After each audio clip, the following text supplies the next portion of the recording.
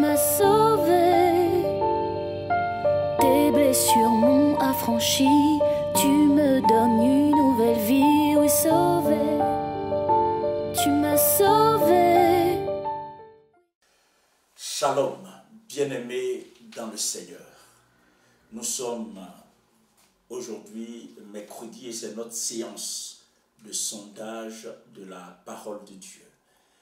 Aujourd'hui, le sujet fait suite à ce qui a été dit la semaine passée, à savoir l'examen des événements qui vont avoir cours durant les 75 jours d'intervalle tels que révélés dans le livre du prophète Daniel. Ça va être dense ce soir, ça va être instructif, c'est beaucoup de révélations ce soir. Je voudrais que vous soyez attentifs et aussi que vous soyez prompts à partager, maintenant même, à partager massivement cet enseignement pour que plusieurs en soient enrichis. Faites-le parce que Dieu vous sera reconnaissant et vous en serez bénis. Je voudrais prier avec vous pour que nous puissions avancer dans ce que Dieu a à nous dire ce soir. Père Céleste, je voudrais te bénir pour ce moment et le recommander à toi, afin que nos cœurs disposés soient ensémencés de la vérité de ta parole, et que cette vérité nous impacte et nous prépare aux choses à venir, au nom de Jésus-Christ. Amen. Soyez bénis, bien-aimés. Comme indiqué, le sujet aujourd'hui, c'est les 75 jours d'intervalle et les événements qui vont s'y dérouler. Vous vous rappelez qu'au début de la grande tribulation, donc au commencement, donc au tout début de la 70e semaine, donc de la 70e semaine de Daniel, qui correspond aux 7 ans de la grande tribulation, l'Antéchrist conclura une alliance de 7 ans avec Israël. Mais comme on le verra, et c'est indiqué dans la Bible, ce sera une alliance de dupes, puisqu'au milieu de la semaine, c'est-à-dire à la fin des premiers 1260 jours qui correspondent à 3 ans et demi, donc à la fin des premiers 3 ans et demi, l'Antéchrist fera cesser le sacrifice et l'offrande selon Daniel chapitre 9, selon Daniel chapitre 9 et le verset 27 dont je fais la lecture maintenant. Il fera une solide alliance avec plusieurs pour une semaine. Cette semaine correspond à 7 ans, donc 3 ans et demi, 3 ans et demi. Donc il fera une solide alliance avec plusieurs pour une semaine et durant la moitié de la semaine. Donc à la fin des premiers 3 ans et demi, donc des premiers 1260 jours, il fera cesser le sacrifice et l'offrande. Le dévastateur commettra les choses les plus abominables jusqu'à ce que la ruine et ce qui a été décidé et résolu fondent sur lui. Donc il est indiqué dans ce texte que premièrement l'Antéchrist signera une alliance avec le peuple d'Israël. Cette alliance, supposée courir sur 7 ans, parce que c'est indiqué que c'est une alliance pour une semaine.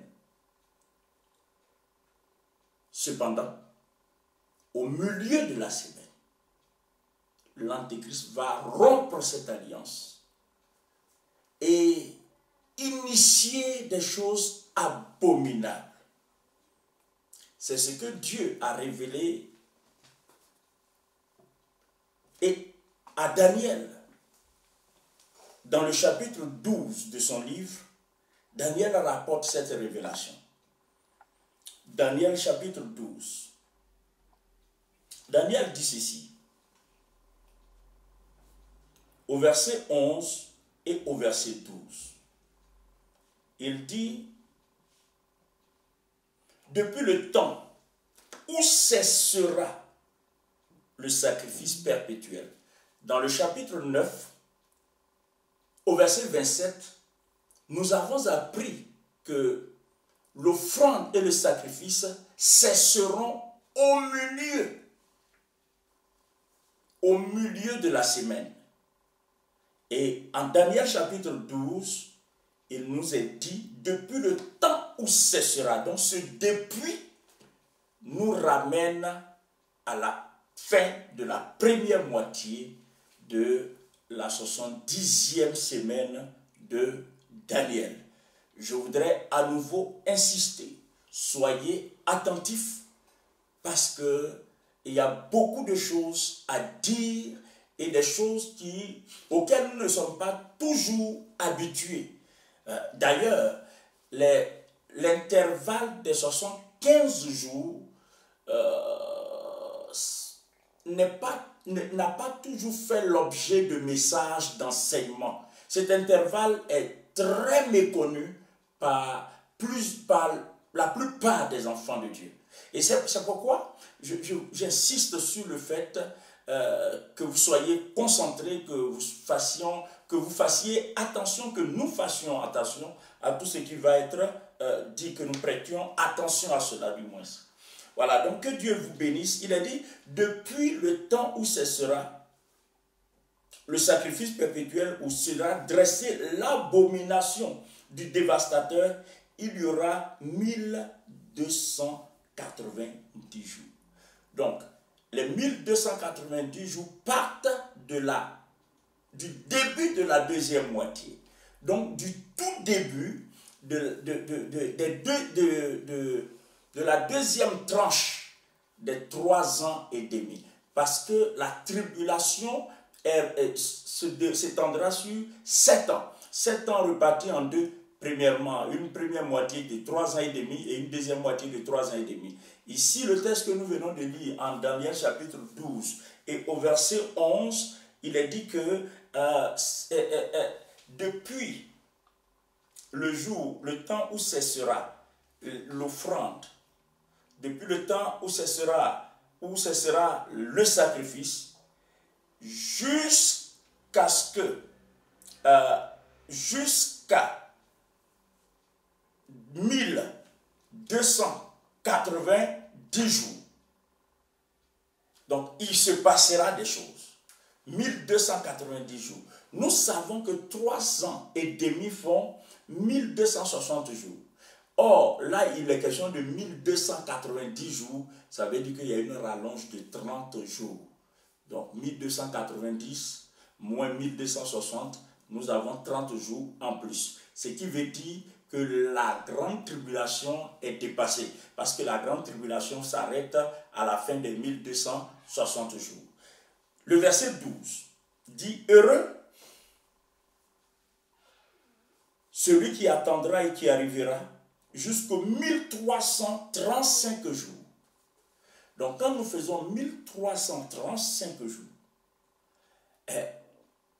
et moins 1290 jours, nous avons 45 jours.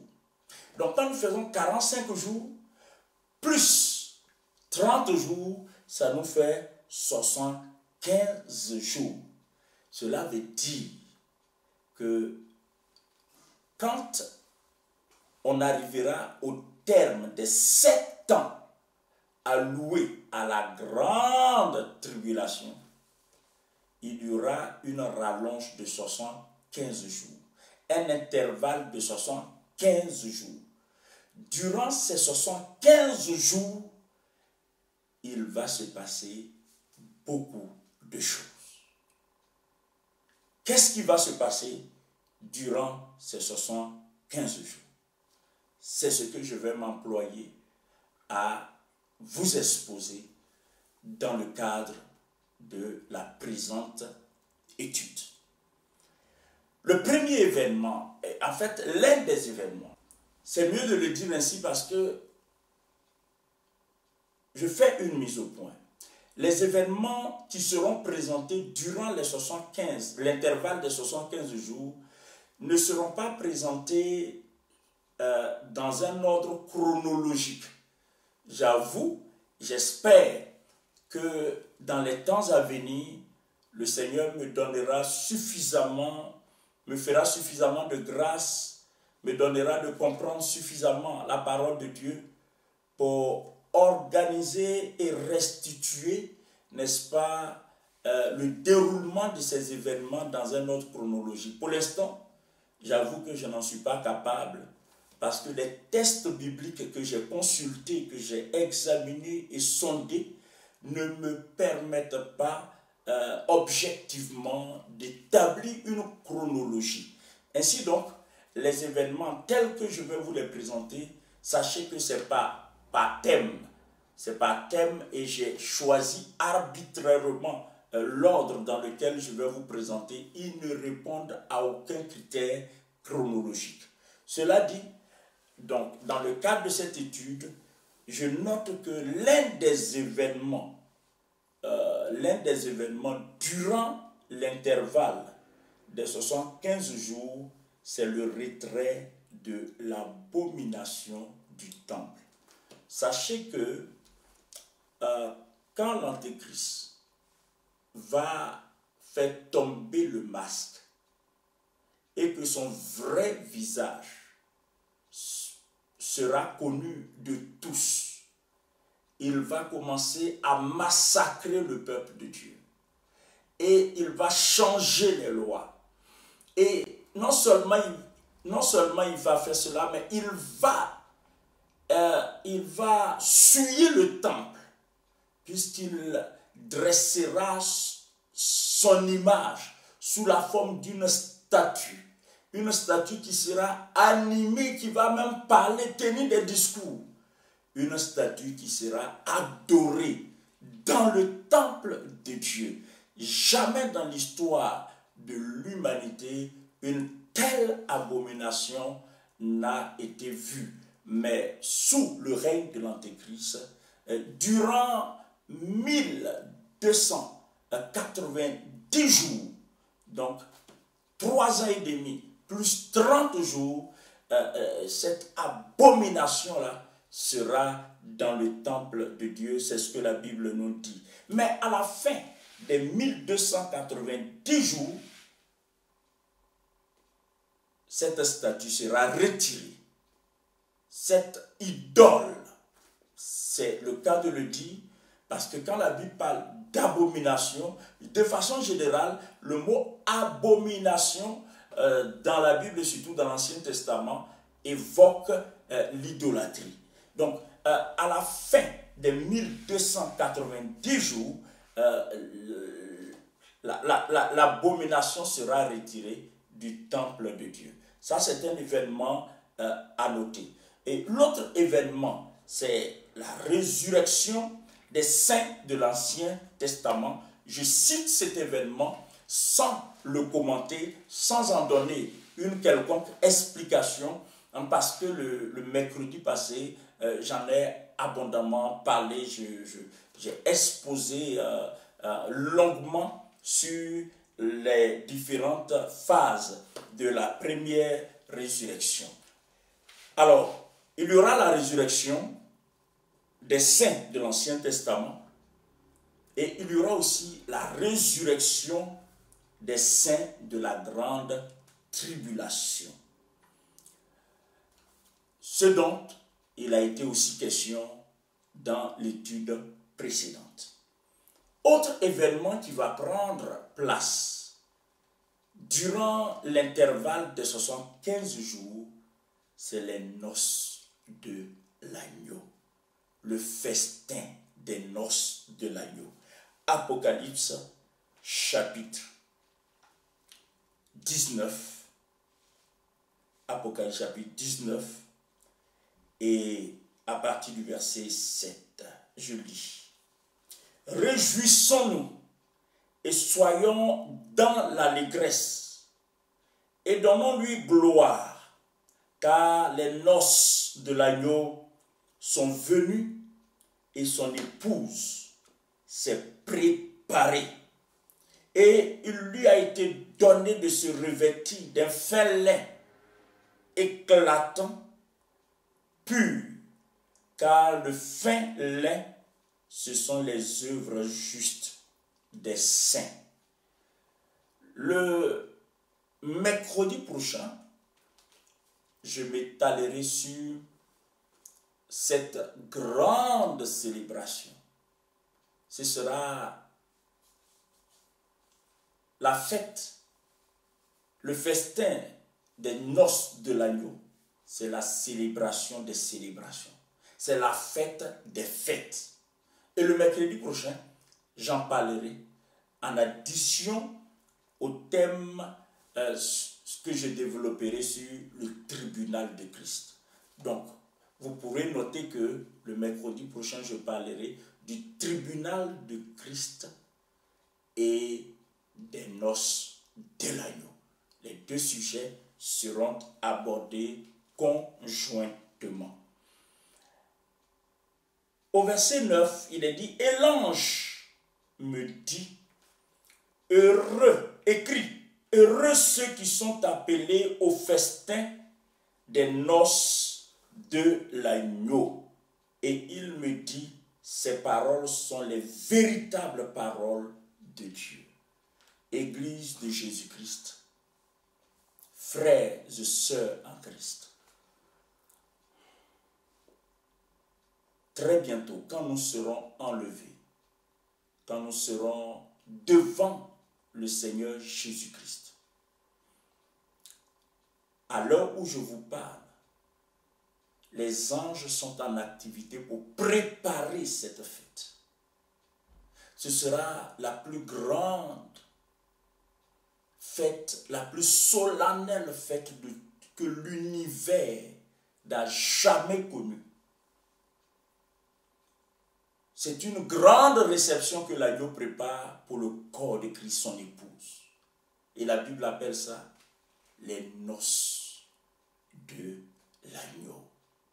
Heureux ceux et celles qui y auront part. Pour y avoir part, il faut dès maintenant accepter Jésus. Il faut dès maintenant prendre la décision de faire de Jésus celui qui tient le gouvernail de ta vie.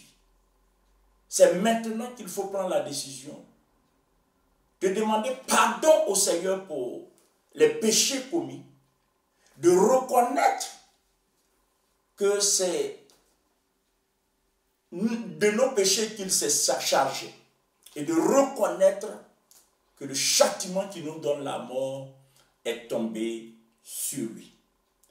Si cette démarche est faite avec sincérité de cœur, alors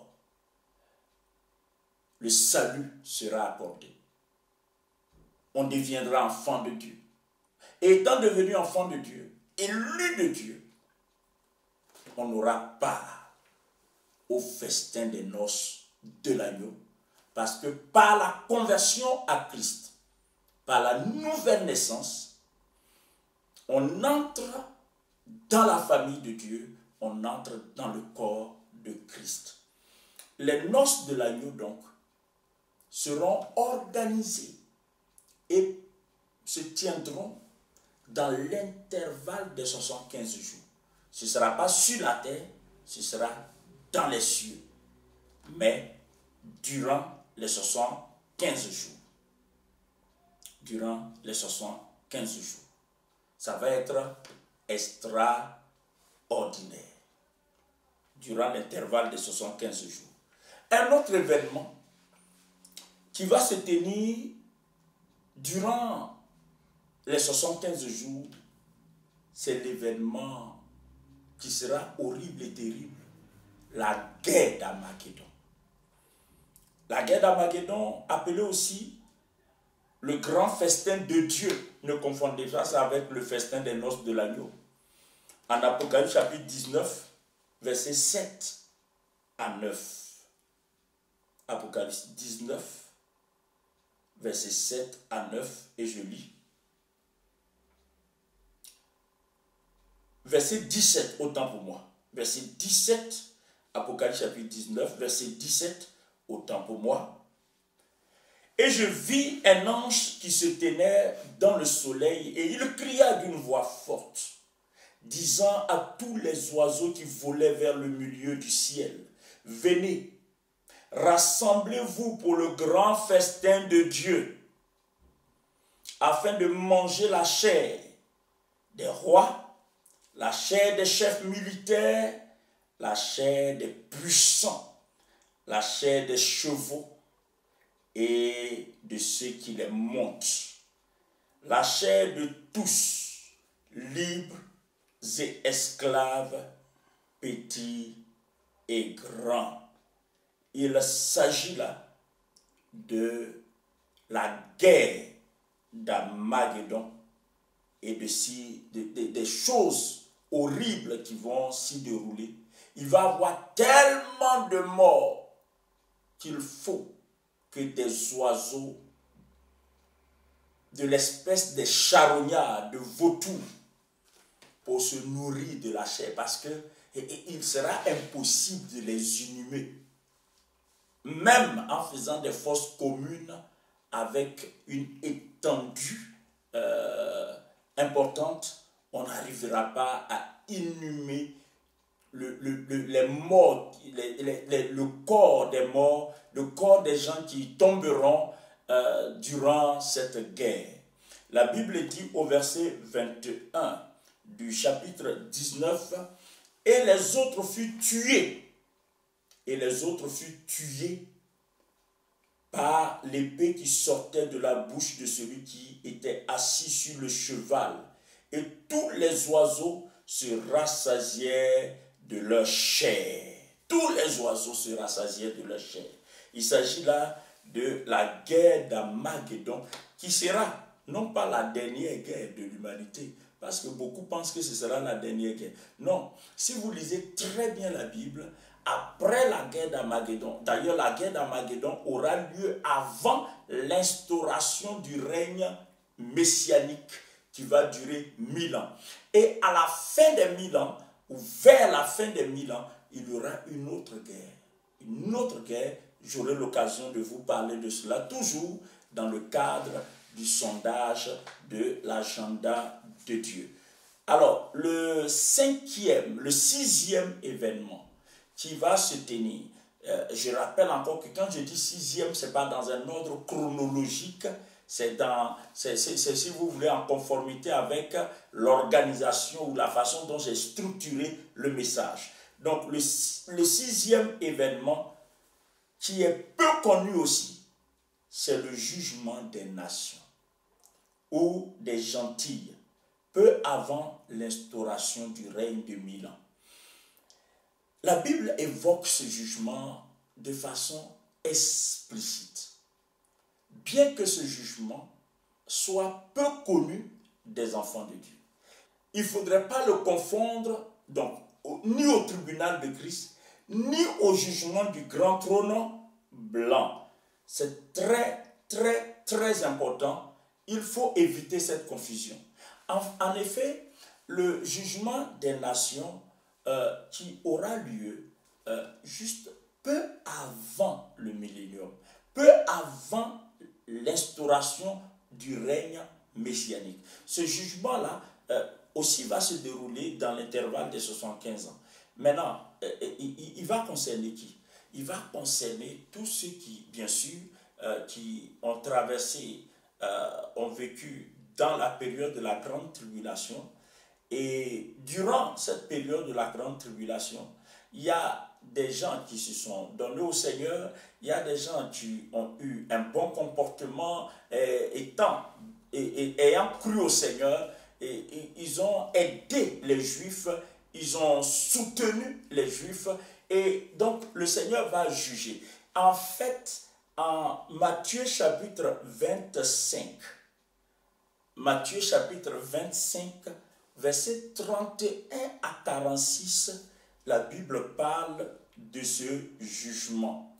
Et bien souvent, quand on n'a pas compris ça, on attribue ça à beaucoup d'autres choses. Mais il s'agit de ce jugement. C'est lors de ce jugement que le Seigneur va séparer les brebis d'avec les boucs.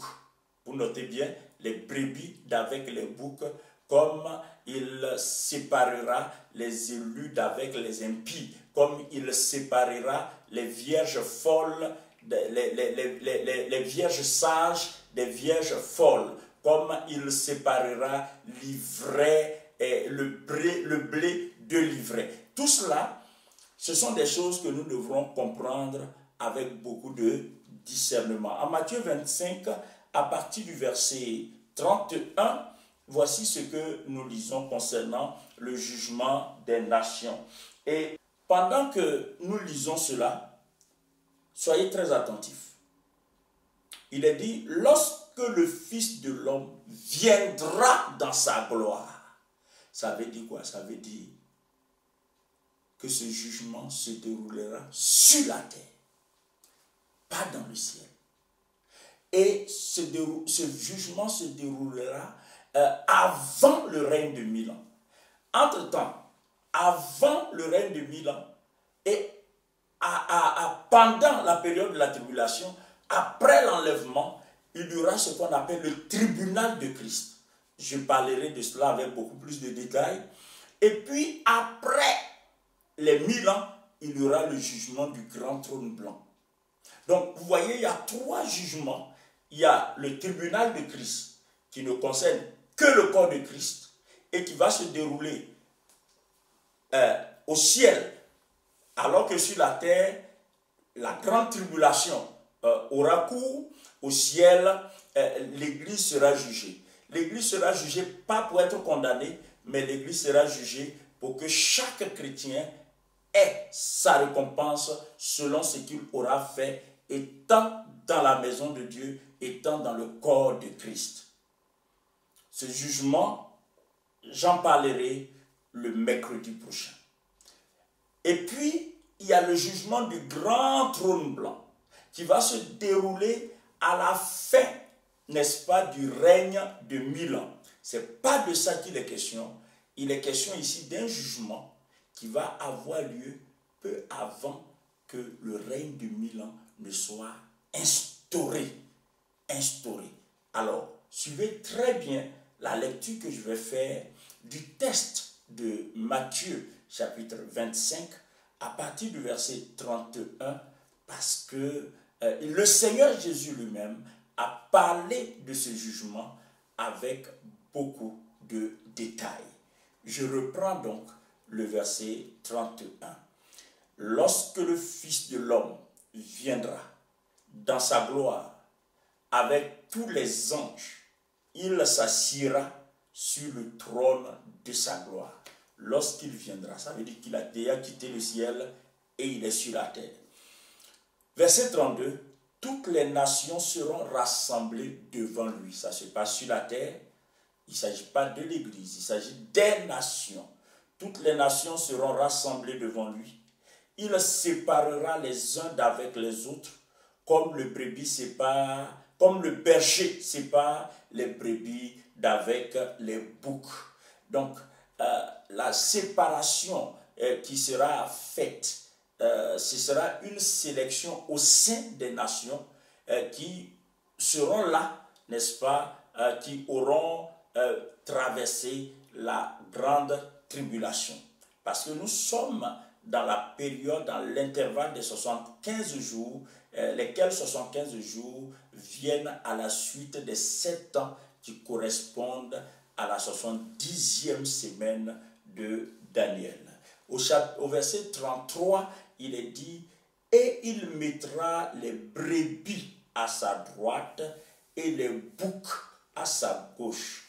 Alors le roi, c'est-à-dire le Seigneur Jésus-Christ lui-même, dira à ceux qui sont à sa droite, venez, vous qui êtes bénis de mon Père, prenez possession du royaume qui vous a été préparé dès la fondation du monde, car j'ai eu faim et vous m'avez donné à manger. J'ai eu soif et vous m'avez donné à boire. J'étais étranger et vous m'avez accueilli. J'étais nu et vous m'avez vêtu. J'étais malade et vous m'avez visité. J'étais en prison et vous êtes venus vers moi.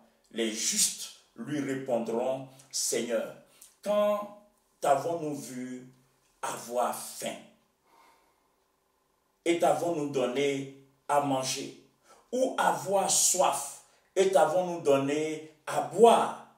Quand t'avons-nous vu étranger et t'avons-nous recueilli, ou nu, ou t'avons-nous vêtu? Quand t'avons-nous vu malade ou en prison et sommes-nous allés vers toi? Et le roi leur répondra, je vous le dis en vérité, toutes les fois que vous avez fait ces choses à l'un de ces plus petits de mes frères, c'est à moi que vous les avez faites. Ensuite, il dira à ceux qui seront à sa gauche, retirez-vous de moi, maudits, allez dans le feu éternel qui a été préparé pour le diable et pour ses anges. Car j'ai eu faim et vous ne m'avez pas donné à manger.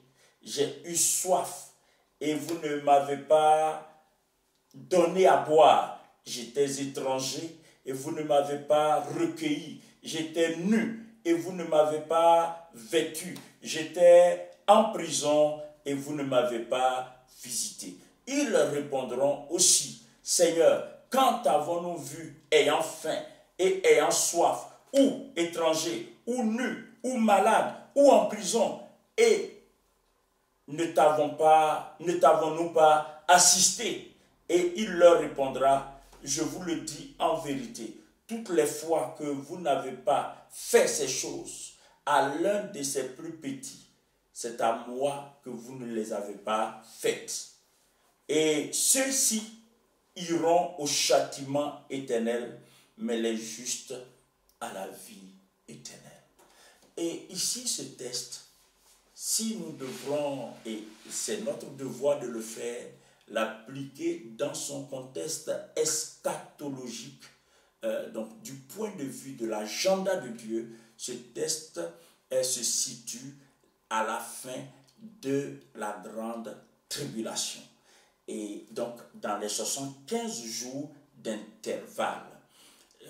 Et ce texte parle du Seigneur Jésus déjà revenu sur la terre. Donc, ayant été de retour, il est assis sur son trône en tant que roi et il va juger. Il va juger. Donc là, déjà, nous sommes pratiquement, je n'ai pas toutes les précisions, mais nous sommes pratiquement au début du règne, n'est-ce pas, de 1000 ans du Seigneur Jésus-Christ, ou vraiment presque au début. Et donc, les nations seront jugées. Dans ce texte, il est question de trois catégories de personnes.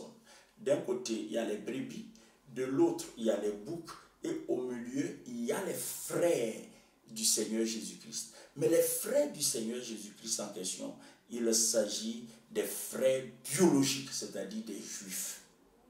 Il s'agit des Juifs qui seront en vie, des Juifs qui auront traversé, n'est-ce pas, la grande tribulation vivant. Et les brebis, c'est tous ceux qui, ayant cru au Seigneur, ont survécu et durant la période de la grande tribulation, ils ont été des aides, ils ont soutenu, ils ont prêté secours aux Juifs qui étaient maltraités par l'Antéchrist. Ils ont volé au secours, un peu comme durant la guerre mondiale, durant l'Holocauste. Il y a des familles qui ont caché des Juifs, afin de leur permettre d'échapper, n'est-ce pas, à la méchanceté hitlérienne. Bien aimé, c'est exactement les mêmes choses qui vont se passer. Et vous savez, la Bible dit que Dieu n'est pas injuste pour oublier les services qui sont rendus aux saints. Et dans le cas d'espèce, durant l'intervalle des 75 jours, tous ceux qui, ayant cru au Seigneur, tous ceux qui, ayant accepté Jésus, se rendront disponibles pour aider au prix même de leur vie, pour aider les Juifs. Dieu leur sera reconnaissant. C'est eux que le Seigneur appellera ses brebis et il les mettra à sa droite. Et quant aux autres, donc ceux qui resteront impies, il les mettra à sa gauche. Et ceux-là, ils iront tout droit dans les tangs ardents de feu et de soufre parce qu'ils auront été des complices de l'Antéchrist. Ils auront été des complices de l'Antéchrist. Bien aimés, ce sont des choses qui sont clairement dites dans la parole de Dieu. Alors, donc, le 6e événement, c'est le jugement des nations qu'il ne faut pas confondre au tribunal de Christ et qu'il ne faut pas confondre au jugement du grand trône blanc. Le 7e événement, c'est l'arrestation de l'Antéchrist et du faux prophète. Le faux prophète et l'Antéchrist seront arrêtés et jetés vivants. Ils seront arrêtés et jetés vivants dans les tangs ardents de feu et de soufre. Je voudrais, pour votre information, vous dire que les tangs ardents de feu et de soufre est encore vide. C'est-à-dire qu'il n'y a personne là-bas. Et il ne faut pas confondre les tangs de feu et l'enfer. C'est deux univers différents. D'ailleurs, je profite pour vous rappeler que j'ai écrit un livre ayant pour titre « Comprendre le sous-monde ». Donc, je vous invite à faire la commande de ce livre. Ça va vous aider à comprendre la différence entre le sein d'Abraham, l'enfer, l'abîme sans fond, le Tartare et les tangs ardents de feu et de soufre. Donc ça, ce sont des choses que l'Église doit comprendre. Et Dieu m'a fait la grâce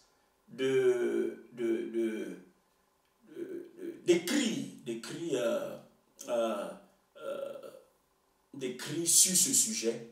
Et je vous recommande vivement ce livre, ça va vous instruire. Ça va vous instruire. Vous regardez au niveau de la bande d'annonce et vous verrez les contacts, vous pouvez commander ce livre. On vous l'enverra par voie postale ou par tout autre moyen selon votre convenance. Donc, en Apocalypse chapitre 19, et au verset 20, donc Apocalypse 19, verset 20, voici ce que la Bible dit. Et la bête fut prise, et avec elle le faux prophète, qui avait fait devant elle les prodiges par lesquels il a séduit ceux qui avaient pris la marque de la bête et adoré son image. Ils furent tous les deux jetés vivants dans les tangs ardents de feu et de soufre. Pas dans l'enfer, mais dans les tangs ardents de feu et de soufre. Car comme je le disais tantôt, l'enfer est un univers à part. Les tangs ardents de feu et de soufre est un autre univers. Mais tous ces univers-là se trouvent sous la terre. Pas dans le ciel, sous la terre. Et cependant, c'est des mondes spirituels. Ça relève de l'univers spirituel, de l'univers de l'invisible en fait. Donc, encore une fois, je vous recommande ce livre. Donc, le faux prophète, appelé aussi la bête, et l'antéchrist, qui est aussi appelé la bête, mais vous savez, ils viennent pas les deux bêtes ne sortent pas il y a une qui sort de la mer, il y a une qui sort de la terre, de l'abîme. Donc, écoutez, les deux seront arrêtés et jetés vivants dans les... Ce sont les deux qui vont inaugurer l'étang ardent de feu et de soufre. D'ailleurs, Dieu prend soin de dire qu'en réalité, l'étang ardent de feu et de soufre n'a pas été conçu pour les hommes, mais il a été conçu pour le diable, Satan et ses démons. Donc, ils seront les premiers occupants de l'étang ardent de feu et de soufre. Le 8e événement qui va se tenir durant l'intervalle de 75 jours, à la suite de ce qui va se passer avec le faux prophète et l'antéchrist. Satan lui-même, donc leur boss, sera lié et jeté dans l'abîme sans fond. Il sera lié et jeté dans l'abîme sans fond. C'est ce que la Bible nous révèle en Apocalypse chapitre 20, versets 1 à 3. Et je lis. Puis je vis descendre du ciel un ange qui avait la clé de l'abîme et une grande chaîne dans sa main. Il s'assit, il saisit, autant pour moi, le dragon, le serpent ancien, qui est le diable et Satan. Il le lia pour 1000 ans. Donc Satan sera jeté, n'est-ce pas, dans l'abîme. Il est écrit, il le jeta dans l'abîme et ferma et scella l'entrée au-dessus de lui, afin qu'il ne séduisît plus les nations jusqu'à ce que les 1000 ans fussent accomplis. Après cela, il faut qu'il soit délié pour un peu de temps. Donc, Satan sera emprisonné dans l'abîme pendant 1000 ans. Un seul ange, commissionné par Dieu, va lier Satan qui a sémé la terreur dans l'univers, qui a sémé la terreur dans l'histoire, dans la civilisation humaine, depuis Adam jusqu'à ce qu'il soit arrêté. Mais un seul ange, c'est ce que la Bible dit, et ça c'est impressionnant. Puis je vis descendre du ciel un ange, pas deux, pas trois, un seul ange à qui Dieu donnera le pouvoir, la force, la capacité et l'autorité d'enchaîner Satan. Bientôt, Satan sera enchaîné et il sera précipité dans l'abîme sans fond. Et là, il sera emprisonné. Il ne pourra plus bouger le petit doigt. Il ne pourra plus faire quoi que ce soit pendant 1000 ans. Il sera mis hors d'état de nuire. Et la Bible, vous savez, la Bible enseigne, donc, je pense avoir évoqué ça un peu. L'abîme sera la 6e résidence de Satan. Non, la 5e résidence de Satan. L'abîme. Entre-temps, Satan avait déjà eu 4 autres résidences. Et l'abîme sera la 5e. Et la 6e et dernière résidence de Satan sera l'étang de feu. C'est-à-dire, il va rejoindre le faux prophète et l'antéchrist. Et ensemble, ils vont constituer leur trinité satanique, mais dans l'étang de feu. Et tous ceux qui seront dans l'étang de feu vont découvrir enfin le visage de Satan. Tous ceux qui se sont laissés séduire dans les loges de francs-maçons, de Rose-Croix, dans les pratiques ésotériques, dans la magie, dans le fétichisme, tous ceux qui se sont laissés séduits par le mensonge du diable, tous ceux qui pensent que Satan est la fin des choses, tous ceux qui ont vénéré celui qu'ils appellent le grand architecte de l'univers. Quand vous entendez le grand architecte de l'univers, il ne s'agit pas de notre Dieu, il ne s'agit pas du Dieu créateur, encore moins du Seigneur Jésus-Christ, Mais il s'agit de Satan qui fait croire aux gens que c'est lui qui a créé l'univers. Mais ce jour-là, un ange descendra du ciel, l'ange va l'enchaîner et tous ses adeptes seront dans l'étonnement. Tous ces adeptes seront scandalisés de voir que leur maître suprême, celui qu'ils ont appelé leur maître suprême, sa fin sera une fin honteuse, une fin humiliante. Et Dieu a programmé ça. Ça fait partie des événements de l'agenda de Dieu. Comme je disais, depuis la création, en fait, vous savez, quand Dieu avait créé Lucifer, il n'était pas encore Satan. C'est la rébellion qui l'a métamorphosé. Sinon, quand il était Lucifer, il résidait au 3e ciel. Ça, c'est ce que la Bible nous dit en Ézéchiel chapitre 28, verset 12 et Ésaïe 14, verset 12. Satan n'était pas Satan, il était Lucifer. Et en tant que Lucifer, il était au 3e ciel. Et pendant ce temps, l'homme n'était pas encore créé, la terre même n'était pas encore créée. Mais le monde angélique existait déjà parce que ayant été créé par Dieu. Et Lucifer résidait donc au 3e ciel où il était au service de Dieu comme les autres archanges. Et sa deuxième résidence, c'était le jardin d'Éden. Et aussi bien dans le jardin d'Éden comme dans le ciel, il était Lucifer, il n'était pas encore Satan. Lucifer a été le premier occupant du premier jardin d'Éden évoqué dans la Bible.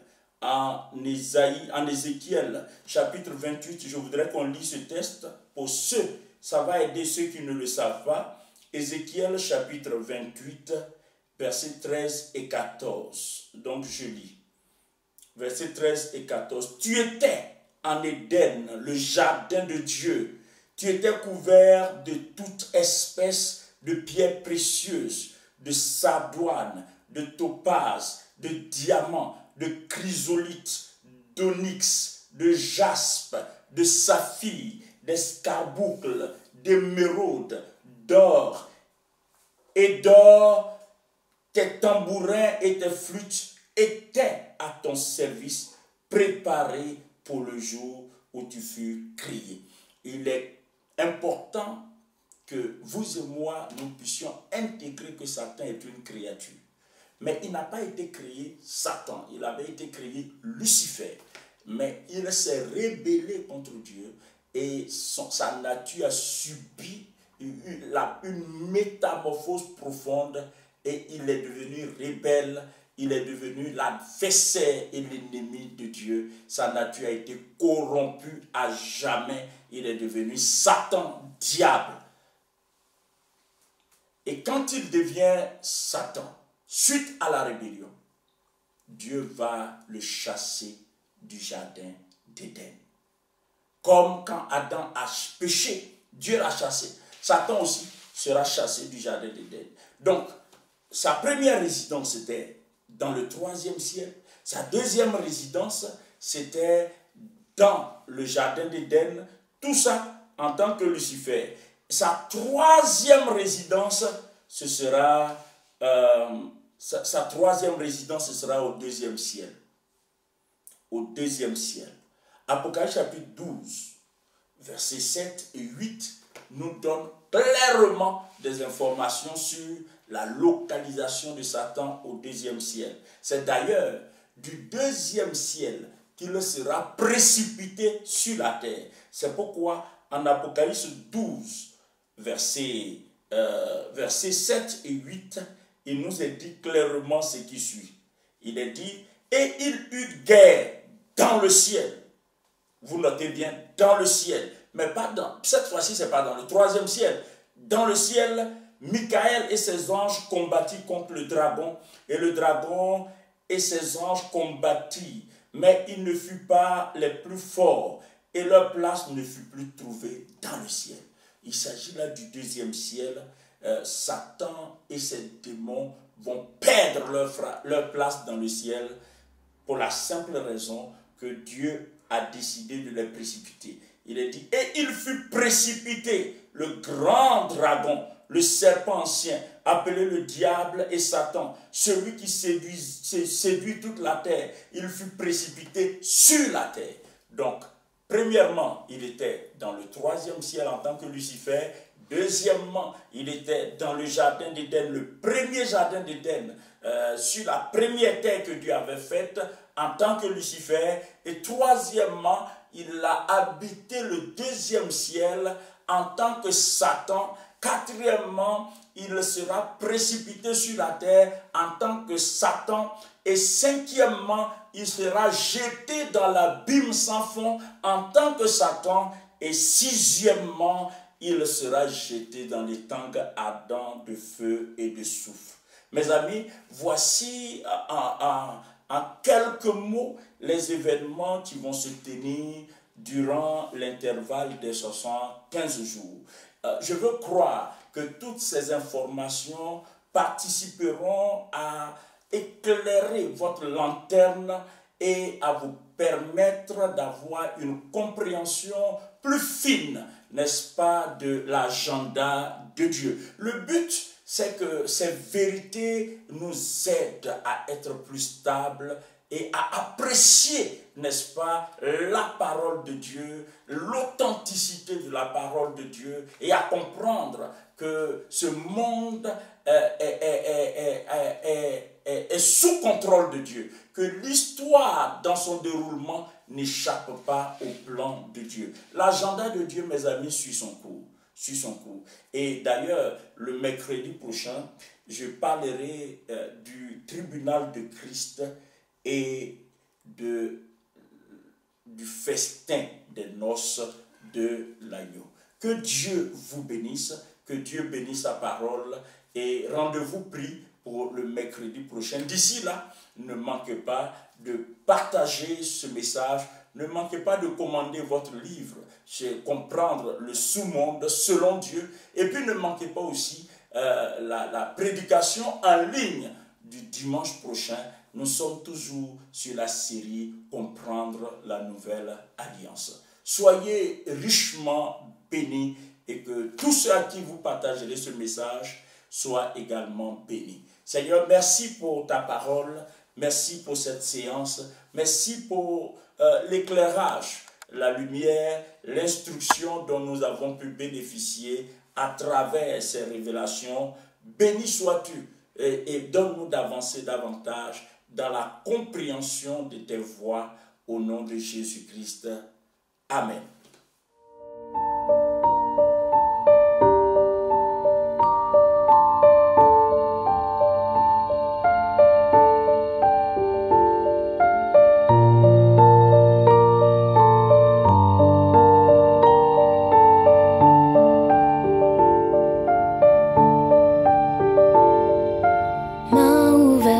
Cœur brisé, ton sang versé m'a lavé, oui sauvé, tu m'as sauvé. Tes blessures m'ont affranchi, tu me donnes une nouvelle vie, oui sauvé, tu m'as sauvé. Oui, j'ai trouvé ta grâce.